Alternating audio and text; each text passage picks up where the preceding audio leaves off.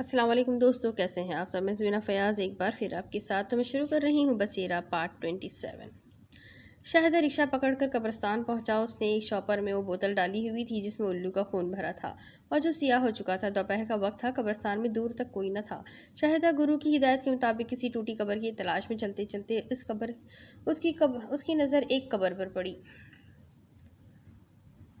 یہ ٹوٹی قبر نہ تھی، یہ ایک پختہ قبر تھی، لیکن اس قبر پر جگہ جگہ پان کی پیک پڑی ہوئی تھی، حتیٰ کہ کتبے پر بھی کسی نے پان کی پچکاری ماری ہوئی تھی۔ حالانکہ ایسا ہوتا نہیں، قبریں ٹوٹ پھوٹ جاتی ہیں، زمین میں دھس جاتی ہیں، لیکن کبھی کسی قبر پر پانوں کی پیک نہیں دیکھی جاتی۔ قبر پر کوئی پان کی پیک نہیں تھوکتا۔ شاہدہ نے کتبے پر نظر ڈالی۔ کتبے پر لکھا تھا بابا کمبل۔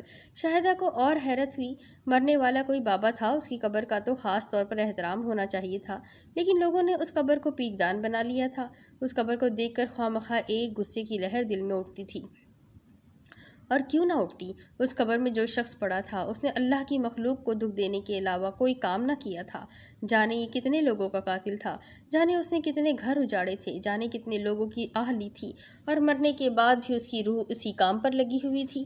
اس نے اسرار ناصر کو پاگل کر دیا تھا۔ اس قبر کو دیکھ کر شاہدہ کو بھی غصہ آیا، ایک نفرت کا سا احساس جاگا۔ اس کا دل چاہا کہ وہ سیاہ خون والی بوتل کھول کر اس قبر پر ڈال دے۔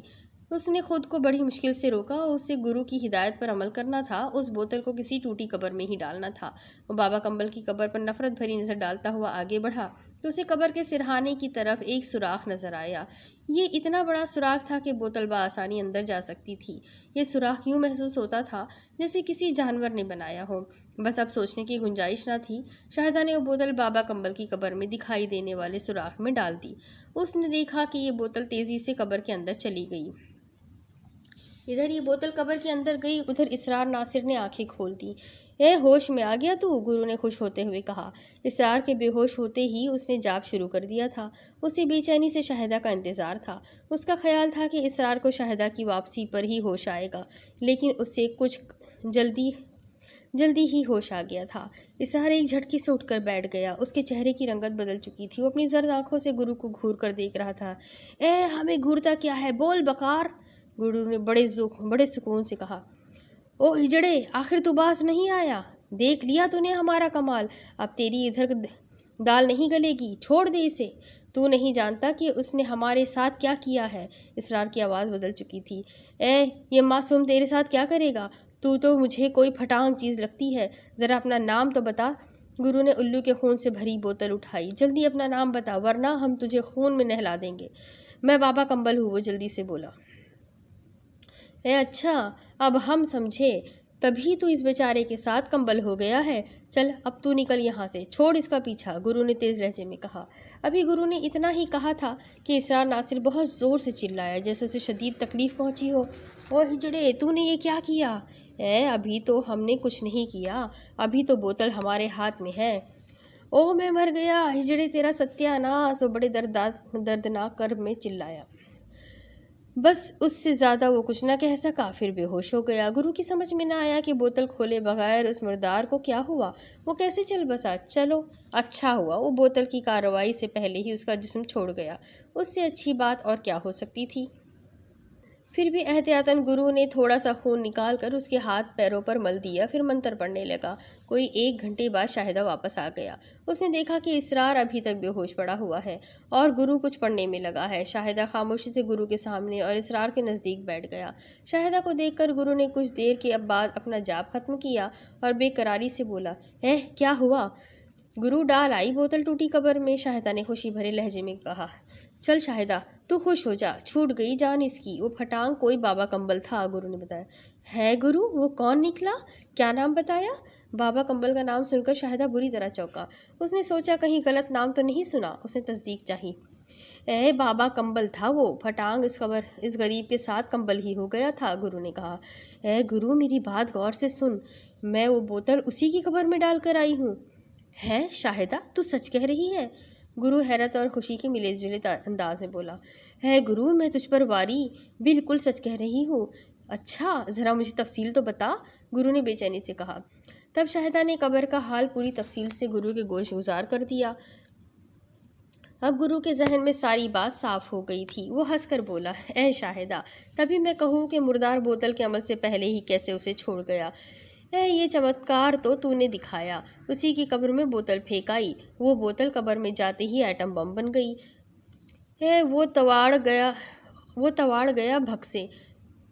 تو اڑ گیا بھگ سے۔ ہمیں گالیاں دینے کی حسد بھی پوری نہ ہو سکی اس کی۔ اے واہ گرو، میں تجھ پر واری، کیا کام دکھایا تم نے۔ شاہدہ خوش ہو کر بولا، اب تو یہ ٹھیک ہو گیا۔ اے شاہدہ، اٹھا اسے اندر چل۔ گرو نے اٹھتے ہوئے کہا، ہوش میں آئے تو پتہ چلے ٹھیک ہوا ہے یا نہیں۔ ٹھیک ہے گرو۔ پھر دونوں نے مل کر اسے اٹھا کر اندر پہنچایا۔ اسرار کے پاس بیٹھ گیا اور بولا، اے شاہدہ، جھاڑو اٹھا، اسے ہوش میں لاؤں۔ شاہدہ نے الماری کے اوپر پڑی جھاڑو گرو کے ہاتھ میں دے دی اور خود اسرار کے پیروں کی طرف کھڑا ہو گیا۔ گرو نے ہاتھ میں جھاڑو لے کر زور زور سے کچھ بولنا شروع کیا۔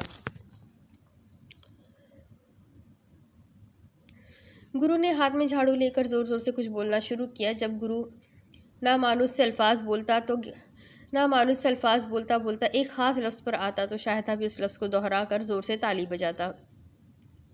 10-15 منٹ کے بعد گرو نے اپنا پاٹ بند کیا اور 3 بار آہستہ آہستہ اس کے سر، سینے اور پیروں پر جھاڑو ماری۔ پھر بولا، پانی لا۔ شاہدہ بھاگتا ہوا کچن میں گیا اور ایک گلاس میں پانی بھر کر لے آیا۔ لو گرو، اس کے منہ پر پانی کے چھینٹے مار، گرو نے ہدایت کی۔ شاہدہ نے چلو میں پانی بھر کر اس کے منہ پر چھینٹے مارے۔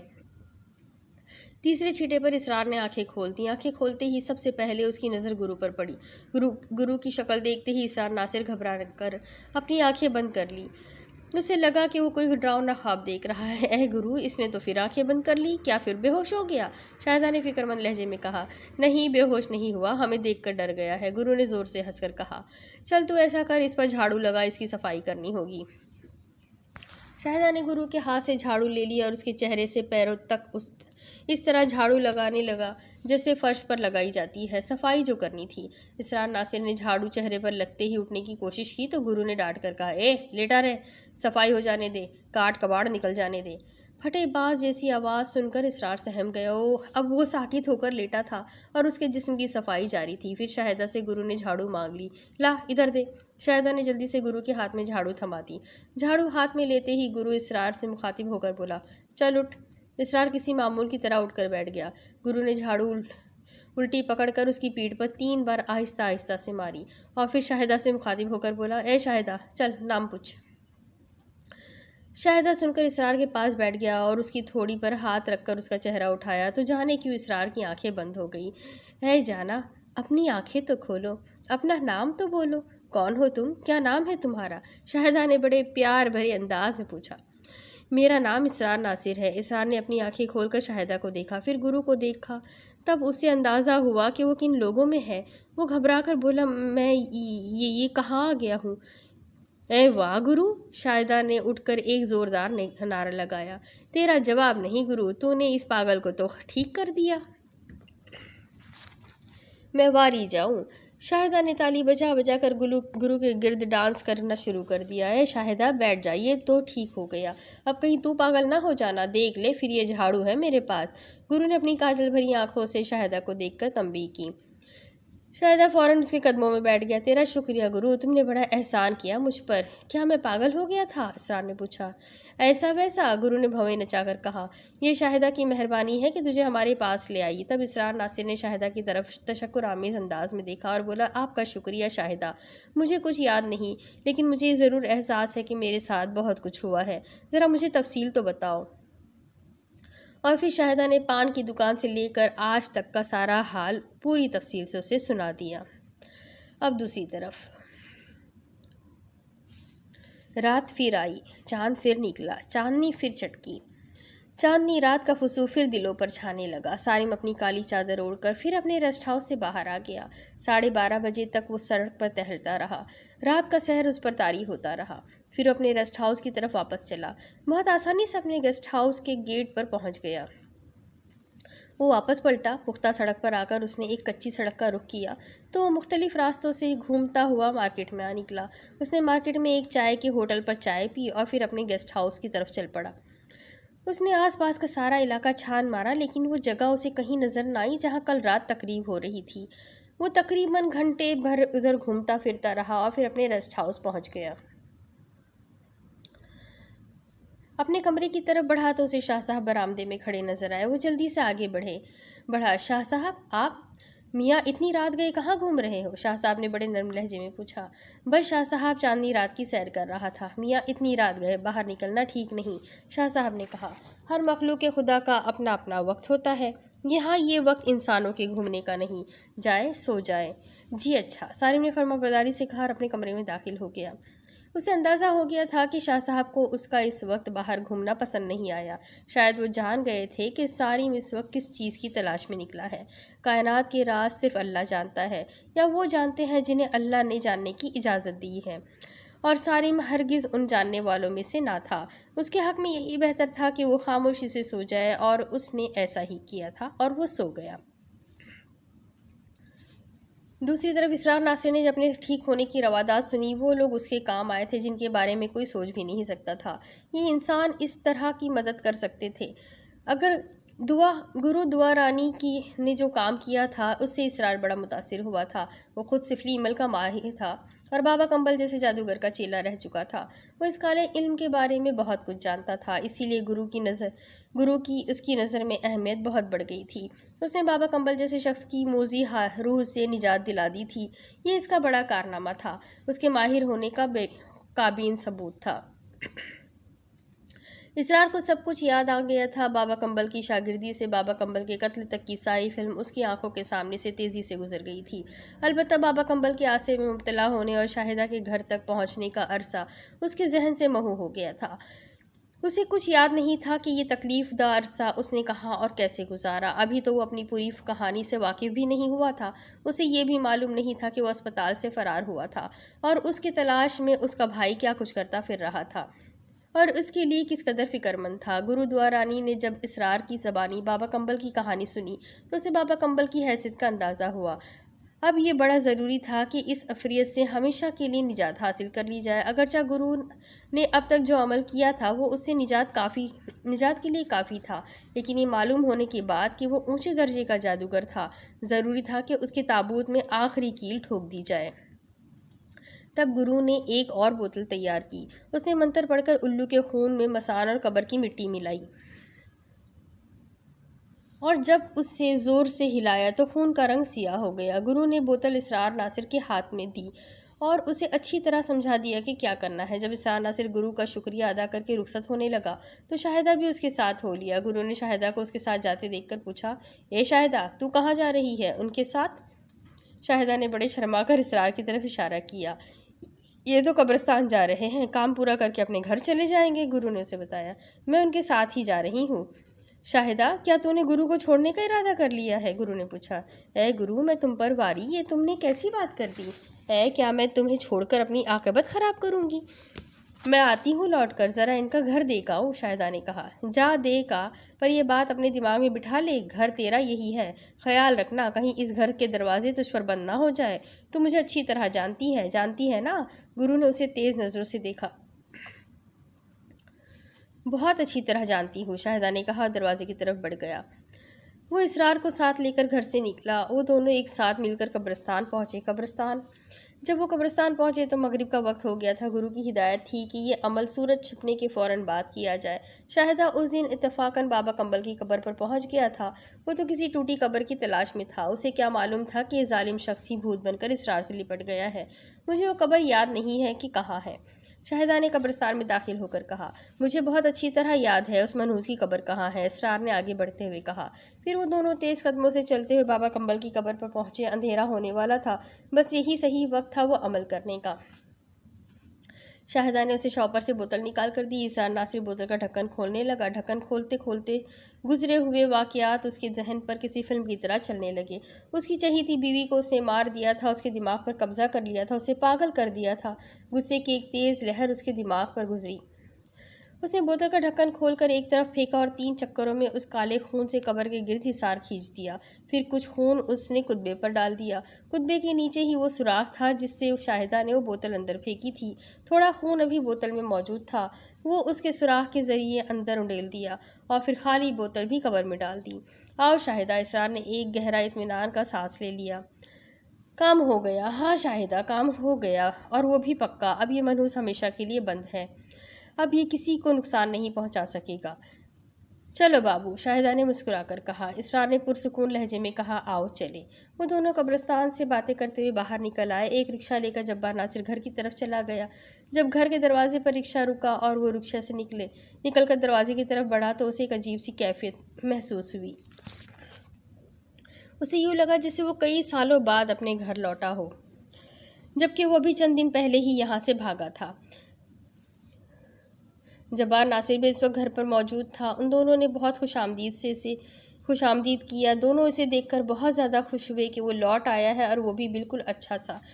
پھر اسرار ناصر نے شاہدہ سے ان کی ملاقات کروائی کہ کس طرح سے شاہدہ نے اسے بچایا، اور ساری باتیں ان کو بتا دی کہ کس طرح سے اس کی جان بچائی گئی۔ پھر ان لوگوں نے شاہدہ کو کھانا کھانے پر مجبور کیا تو شاہدہ نے کہا کہ میں کھانا گرو کے ساتھ ہی کھاؤں گی۔ یہ کہہ کر شاہدہ وہاں سے چلا گیا۔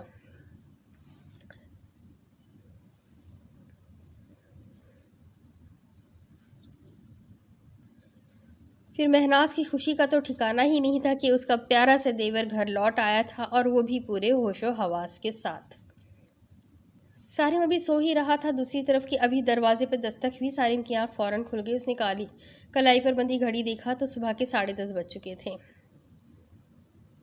اس نے اٹھ کر دروازہ کھولا۔ سامنے جابر خان تھا۔ جناب، آپ کا فون ہے کراچی سے، اس نے بتایا۔ اچھا، سارم اس کے ساتھ ہو لیا۔ جابر خان کا کمرہ نزدیک ہی تھا۔ وہ سوچ رہا تھا کہ کس کا فون ہے۔ اس کا اندازہ تھا کہ یہ فون سارا کا ہوگا۔ پھر اسے خیال آیا کہ اگر یہ فون کسی خاتون نے کیا ہوتا تو جابر خان بتا دیتا کہ آپ کی مسز کا فون ہے۔ یہ بھی تو ہو سکتا ہے کہ فون ظفر مراد نے ملایا ہو۔ جب سارم نے فون اٹھایا تو اسے ظفر مراد کی جگہ جبار ناصر کا فون تھا۔ اس نے اسے خوشخبری دی کہ اس کا بھائی اسرار گھر واپس آ گیا ہے، اور وہ بھی پورے ہوش و حواس کے ساتھ، اور وہ بالکل ٹھیک ہے۔ یہ سن کر اسرار بہت خوش ہوا، اور اس نے کہا کہ چلو بہت اچھا ہوا، ورنہ میں تو اس کی حالت دیکھ کر ہی لرز گیا تھا۔ ہم سمجھ رہے تھے کہ صدمے کی وجہ سے اس کی یہ حالت ہو گئی ہے، لیکن اسے نفسیاتی اسپتال میں داخل کروا کر بھی فائدہ نہیں ہوا۔ آخر کار اس پر کسی کی لپیٹ تھی، اور اس گرو دوارانی نے اسے ٹھیک کیا۔ یہ سن کر جبار ناصر نے اس کے بارے میں بتایا تو اسرار کے بارے میں معلوم کر کے سارم کو بڑی خوشی بھی ہوئی اور حیرت کا جھٹکا بھی لگا، اور پھر اس کے بعد اس نے سلام دعا کے بعد فون رکھ دیا۔ اسرار پر جو بھی گزری تھی اس سے وہ پوری طرح آشکار ہو چکا تھا۔ وہ کن عذابوں سے گزرا تھا۔ عملیات کے شوق نے اسے کہاں سے کہاں تک پہنچا دیا تھا۔ اسے نہ دین کا چھوڑا تھا نہ دنیا کا۔ وہ دھوبی کا کتا بن گیا تھا، جو گھر کا تھا نہ گھاٹ کا تھا۔ پھر اس نے اپنی طرف سے طے کر لیا تھا کہ وہ یہ ساری گندگی چھوڑ دے گا۔ وہ اس سفلی عمل سے باہر نکل آئے گا اور ایک اچھی زندگی جیے گا اور اللہ کی راہ میں اپنی زندگی گزارے گا۔ پھر اس نے اپنا جو گھر جل گیا تھا اس کی مرمت کروائی اور اس گھر کو گرو دوارانی کو تحفے میں دے دیا، کیونکہ وہ لوگ کرائے کے مکان میں رہتے تھے۔ پھر جو پیسے اس کے پاس بچے تھے وہ اس نے بینک سے نکلوائے، اس سے بھی لوگوں کی غریبوں کی مدد کی اور کئی لوگوں میں اسے تقسیم کر دیا۔ پھر اسرار نے ایک رات اپنے سسرال میں گزاری۔ ہوش و حواس میں آنے کے بعد وہ اپنے جا کے سسرال والوں سے ملا۔ ایک رات اس نے سسرال میں گزاری۔ جس رات وہ سسرال میں سویا اسی رات اسے اس کی بیوی کا سپنا آیا۔ اس کی بیوی سمینہ نے خواب میں آ کر اس سے کہا کہ وہ اس کی چھوٹی بہن زرینہ سے شادی کر لے، اور ساتھ ہی ساتھ اس کی بیوی نے اسی رات کو ایک ساتھ 3 لوگوں کو سپنا آیا۔ زرینہ، اس کی بہن اور اس کی ماں نے بھی یہی خواب دیکھا کہ میری چھوٹی بہن زرینہ کی شادی اسرار سے کر دو۔ دوسری طرف سارم کو زیارت میں گئے ہوئے آج 7 دن ہو گئے تھے، اور وہ خود بھی پریشان تھا کہ بابا حسن کچھ بولتے بھی نہیں، شاہ صاحب بھی کچھ کھل کر بات نہیں کرتے۔ کب اس کا کام ہوگا، کب وہ لوگ اس کے گھر سے اس شرعی مخلوق کو نکالیں گے؟ آخرکار سارم نے بھی سوچ لیا تھا کہ آج وہ ضرور بات کرے گا۔ سارم کی سمجھ میں یہ بات نہیں آ رہی تھی کہ بابا حسن نے چھٹی کی درخواست کس کو دی ہے۔ بابا حسن کہتے تھے کہ جب چھٹی درخواست ملے گی تبھی ہم چلیں گے۔ وہ اس ریسٹ ہاؤس میں مالی تھے۔ سارم انہیں دن بھر پیڑ پودوں کو دیکھ کر بحال کرتے دیکھتا تھا، یا وہ اپنے ٹھکانے پر لیٹے نظر آتے تھے، اور جب وہ لیٹے ہوتے تو اسے کرسیوں پر بیٹھے 2-4 آدمی دکھائی دیتے۔ ان میں کبھی کبھی شاہ صاحب بھی ہوتے۔ یہ کون لوگ ہوتے تھے سارم کو نہیں معلوم تھا۔ سارم سوچتا تھا کہ آخر بابا حسن اس ریسٹ ہاؤس میں ایسا کیا کام کرتے ہیں کہ مالک ان کی چھٹی منظور نہیں کر رہا تھا۔ اس راز سے شاہ صاحب پردہ اٹھاتے تھے نہ بابا حسن۔ 7واں دن آ پہنچا تھا۔ سارم بھی بہت الجھن کا شکار تھا کہ اب نوبت آ گئی ہے کہ دو ٹوک لہجے میں بات کی جائے۔ شاہ صاحب خود ہی دستک دے کر اس کے کمرے میں اچانک چلے اور مسکرا کر بولے، میاں تم چلو ہم آتے ہیں۔ سارم کو واپسی کے لیے کچھ نہیں کرنا تھا۔ وہ 1 گھنٹے کے اندر ضروریات سے فارغ ہو کر کوئٹہ کے لیے عازم سفر ہو گیا۔ کوئٹہ پہنچ کر اس نے کراچی کے لیے کوچ پکڑ لی۔ رات 11:30 بجے وہ کراچی پہنچ گیا۔ ظفر مراد نے اگرچہ اس سے کہا تھا کہ وہ اڈے پر اسے لینے پہنچ جائے گا، لیکن سارم نے سختی سے منع کر دیا تھا کہ خواہ زحمت ہوگی، وہ بآسانی ٹیکسی پکڑ کر گھر پہنچ جائے گا۔ اور جب وہ ٹیکسی کے ذریعے گھر پہنچا تو ایک جان لیوا خبر اس کی منتظر تھی۔ سارا گھر سے غائب ہو گئی تھی۔ سارم زیارت سے بڑا خوش واپس آیا تھا۔ اسے نہ صرف بابا جی مل گئے تھے بلکہ وہاں شاہ صاحب بھی موجود تھے۔ وہ دونوں اس کے گھر سے گدوں کا بسیرا ختم کرنے آنے والے تھے۔ سارم کراچی روانگی سے قبل تفصیلی بات ہو گئی تھی۔ اسے پوری امید تھی کہ یہ دونوں بزرگ کاکور سے نہ صرف نجات دلائیں گے بلکہ اس کو ایک عبرتناک انجام سے بھی دوچار کریں گے۔ تبھی اس کے دل میں بھڑکی آگ ٹھنڈی ہوگی۔ کراچی پہنچا تو اس کے دل میں بھڑکی ہوئی آگ ٹھنڈی ہونے کے بجائے اور مزید بھڑک گئی۔ سارا گھر سے غائب ہو چکی تھی۔ اسے یقین تھا کہ اس کارروائی کے پیچھے کاکور کا ہاتھ ہے۔ اس شرعی مخلوق نے زیارت میں بھی اسے ہاتھ دکھایا تھا۔ یہاں پہنچا تو ایک روح فرسا خبر اس کی منتظر تھی۔ سارا اپنے بھائی ظفر مراد کے گھر بڑے پرسکون انداز میں رہ رہی تھی۔ یہاں آ کر پہلی رات کو صرف اس نے بے قراری دکھائی تھی، لیکن سارم کے غصہ کرنے کے بعد سے وہ پریشان نہیں تھی۔ وہ بالکل نارمل ہو چکی تھی۔ ہر کوئی سکون میں تھا کہ سارا سکون میں ہے اور شرعی مخلوق کی شرارت سے وہ باہر نکل آئی ہے، لیکن کوئی یہ نہیں جانتا تھا کہ شرعی مخلوق یہاں پر بھی اپنی شرارت کر رہی ہے۔ پھر جیسے ہی سارا کو سارم کی واپسی کی اطلاع ملی، بظاہر اس نے خوشی کا اظہار کیا، لیکن اندر ہی اندر اس پر افسردگی کا دورہ پڑ گیا۔ اسے بے اختیار حسن یاد آنے لگا۔ اس نے کئی بار کمرہ بند کر کے اپنے گھر ٹیلی فون کیا، لیکن کسی نے نہیں اٹھایا۔ ٹیلی فون کی گھنٹی بجتی رہی۔ پہلے یہ ہوتا کہ وہ گھر فون کرتی، ادھر سے کوئی فون اٹھا لیتا اور اس کے آس پاس کا سارا ماحول بدل جاتا۔ وہ خود بخود اپنے حسن کے پاس پہنچ جاتی اور جیسے ہی ٹیلی فون رکھتی تو وہ واپس اپنے گھر پہنچ جاتی۔ اس کی بڑھی ہوئی بے چینی بالآخر اس نتیجے پر پہنچ گئی کہ وہ چپکے سے گھر سے نکلنے کے لیے ریڈی ہو گئی۔ بہت کوشش کی، جب بھی گھر سے نکلنے کی کوشش کرتی کوئی نہ کوئی اسے روک لیتا۔ اس پر پوری نظر رکھی گئی تھی، پوری طریقے سے پابندی تھی کہ وہ کہیں اکیلی نہ جا سکے۔ پھر اچانک سارا کے دماغ میں خیال آیا۔ وہ اپنی بھابھی کے پاس گئی اور اس سے کہا کہ مجھے سارم کے لیے کچھ شاپنگ کرنی ہے۔ اس نے کہا کوئی بات نہیں بھابھی، کوئی بات نہیں، آپ ضرور جائیں اور جا کر شاپنگ کر لیں۔ وہ جانتی تھی کہ اس طرح گھر سے نہیں نکل پائے گی، اس لیے اسے کچھ نہ کچھ ترکیب لگانی ہی پڑے گی۔ وہ لوگ شاپنگ کرنے کے لیے گئے۔ اس نے خالہ سجو کو اپنے ساتھ ہی رکھا تھا۔ اس کے بعد وہ خالہ سجو کے ہاتھ میں شاپنگ کے سارے بیگ پکڑا کر اس نے کہا کہ اسے گاڑی میں رکھ کر آؤ، جب تک میں جویلرز کی دکانیں دیکھ لیتی ہوں۔ بس اتنا ہی وقت اس کے لیے کافی تھا۔ سارا کو موقع ملا اور سارا فوراً ہی ایک خالی رکشہ کو ہاتھ دکھا کر سوار ہو گئی۔ خالہ سجو جب ڈبے گاڑی میں رکھ کر واپس آئی تو سارا اپنی جگہ سے غائب تھی۔ اس نے آگے بڑھ کر جویلرز کی دکانوں میں جھانکا، لیکن وہ کہیں نہیں تھی۔ پھر ڈرائیور اور اس نے مل کر سارا کو پورے بازار میں تلاش کرنے کی کوشش کی، لیکن وہ کہیں نظر نہ آئی۔ جب خالہ سجو نے گھر واپس آ کر سارا کے غائب ہونے کی خبر سنائی تو ظفر مراد کے ہوش اڑ گئے۔ سارم کی آمد سے قبل یہ واقعہ رونما ہو چکا تھا، لیکن ظفر مراد نے اسے یہ خبر سفر کے دوران دینا مناسب نہ سمجھا، اور جب سارم گھر پہنچا تو اسے سب سے پہلے یہ منحوس خبر سننے کو ملی۔ پہلا خیال سارم کے دماغ میں یہی ابھرا کہ سارا اپنے گھر چلی گئی ہے اور اس کی کارروائی میں یقینی طور پر اس شرعی مخلوق کا ہی ہاتھ ہے۔ اس نے ظفر مراد کو فوراً گاڑی نکالنے کو کہا اور گھر سے باہر نکلتے نکلتے اس نے جبار ناصر کو فون کیا۔ وہ اپنے دفتر میں موجود تھا۔ جبار ناصر نے اسے تسلی دی اور کہا کہ وہ اسرار کو گھر فون فوراً بھیج دے گا۔ وہ تمہارے گھر پہنچ جائے گا تو ہر ممکن مدد کر سکے گا۔ اگر خدا نخواستہ سارا گھر پر نہ ملے تو پولیس کی مدد درکار ہو تو مجھے بتا دینا، تو یہ کارروائی وہ خود کرے گا۔ سارم نے اپنے گھر پہنچ کر گاڑی دیوار کے ساتھ کھڑی کی۔ وہ دونوں گاڑی سے اتر آئے۔ پورا گھر اندھیرے میں ڈوبا ہوا تھا۔ ایک گہرا سناٹا چھایا ہوا تھا۔ سارم نے مین گیٹ کا تالا کھولا اور دونوں پٹوں کو زور سے اندر کی طرف دھکیلا۔ دونوں پٹ تیزی سے کھلتے چلے گئے۔ آؤ ظفر، سارم نے کہا۔ پھر وہ دونوں اندر داخل ہوئے اور پورے گھر کی انہوں نے تلاشی لی، لیکن سارا انہیں کہیں نہیں ملی۔ یہاں تک کہ اوپر کے کمرے کو بھی انہوں نے دیکھ ڈالا، سارا وہاں پر بھی نہیں تھی۔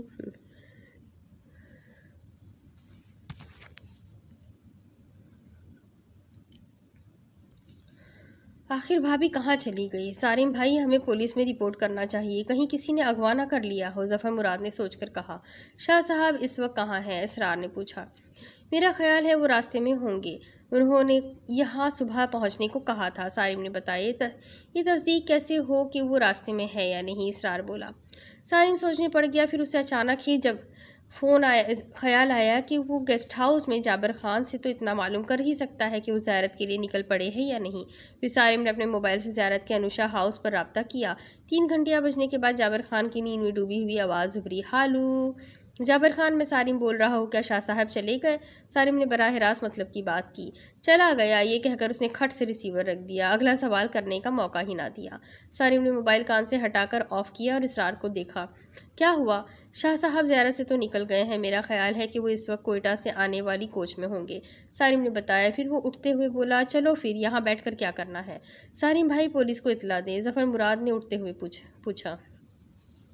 میرا خیال ہے کہ شاہ صاحب کے آنے کا انتظار کر لیا جائے، سارم کی بجائے اسرار نے جواب دیا۔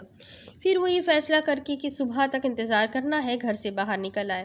اسرار نے مین گیٹ کا تالا بند کر کے چابی سارم کو دے دی۔ سارم نے پوچھا، تمہیں کہاں چھوڑوں؟ مجھے کہیں نہ چھوڑے، میں آپ کے ساتھ چل رہا ہوں، اسرار پرخلوص لہجے میں بولا۔ چلو یہ اچھا ہے، سارم نے خوش ہو کر کہا۔ جب وہ لوگ گیٹ بند کر کے گاڑی میں بیٹھ رہے تھے تو سارا اندھیرے میں گیٹ کے پیچھے کھڑی تھی۔ سارا کا بے اختیار جی چاہا کہ وہ سارم کو آواز دے کر بتائے کہ وہ یہاں کھڑی ہے، لیکن وہ اپنے اس ارادے کو عملی جامہ نہ پہنا سکی۔ کسی نے اس کا ارادہ بھاپ کر اس کے منہ پر ہاتھ رکھ دیا اور کہا، نہیں۔ اتنے میں سارم کی گاڑی تیزی سے گیٹ کے سامنے سے گزر گئی۔ اب اس کے آگے کی سٹوری میں آپ کو اگلی قسط میں سناتی ہوں کہ آگے کیا ہوگا، یہ جاننے کے لیے میرے ساتھ بنے رہیں، اگلی قسط میں پھر ملیں گے، تب تک کے لیے اللہ حافظ۔